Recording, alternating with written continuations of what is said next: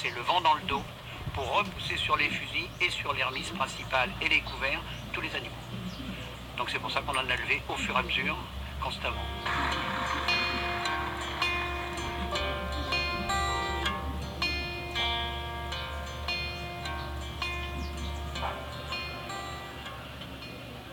Cet après-midi, nous allons chasser un lièvre. Bon, il faut savoir que la vénerie du lièvre est une vénerie difficile parce que l'animal a une voix, c'est-à-dire son odeur qui est très légère, qui craint le stress également. Donc au moins le stress, il n'y a plus d'odeur, on a des difficultés à le retrouver.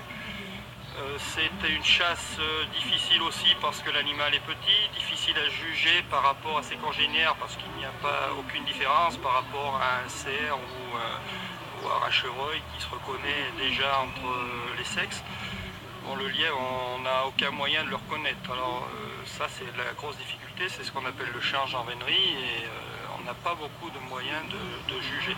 Seuls les chiens peuvent faire la différence. Bon, eux, effectivement, des chiens bien encurés arriveront à reconnaître un lièvre fatigué d'un lièvre frais.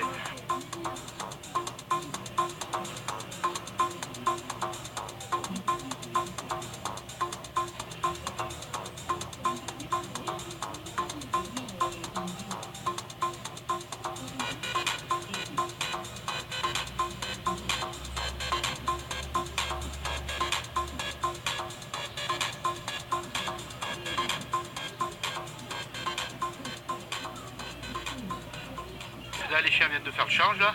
Et ils vont essayer de les remettre sur la voie du lièvre chassé au départ. Voilà, ils vont essayer de remettre tout en place.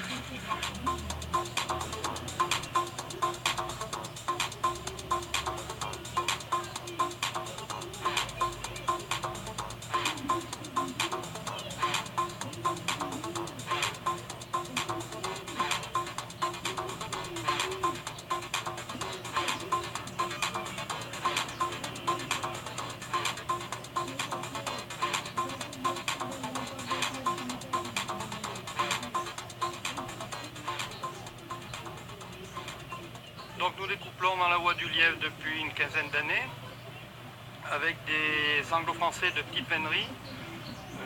Nous en avons une trentaine au chenil. Les accompagnateurs et les veneurs suivent uniquement à pied, ce qui augmente la difficulté.